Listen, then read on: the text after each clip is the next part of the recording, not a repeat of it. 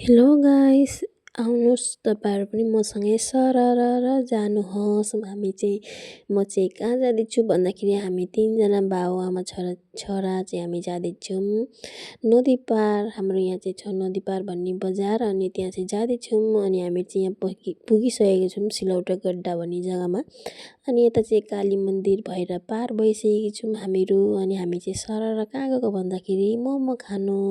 नदी पारमा चाहिँ पुगेर पनि हामीहरू गोविन्द दादाको दोकानमा मोमो अर्डर गरिसकेको छौँ। अनि गोविन्द दादालाई कसले चिन्नुहुन्छ भन्नु होला। गोविन्द दादा चाहिँ मेरो चाहिँ आफ्नै लाग्छ हो। आफ्नो लाग्छ भन्दा पनि आफ्नै हो। अनि यता चाहिँ गोविन्द दादा यता हेर्नुहोस् भनेको थियो, हेलो भन्नुभयो। अनि यता चाहिँ मैले नानीलाई पनि मोमो ल्याइदिइसकेको छु। नानीले चाहिँ पिरो चट्नी खाँदैन। अनि यता चाहिँ नानी गुस्सा छु मलाई भिडियो नगर्नु भन्दै थियो। अनि मैले चाहिँ गर्दै थिएँ। अनि यता चाहिँ मेरो नानीले खाँदै थियो, कसरी हेर्न आँखा चिमचिम पारेर खान्छ उसले चाहिँ। आँखा नै नहेरिकन आँखै बन्द भइहाल्छ। अनि मान्छेले चाहिँ उसलाई नै आँखा किन बन्द गरेको भन्छ क्या त। अनि यता चाहिँ मोमो लिएर आएँ म भाइको र आमाको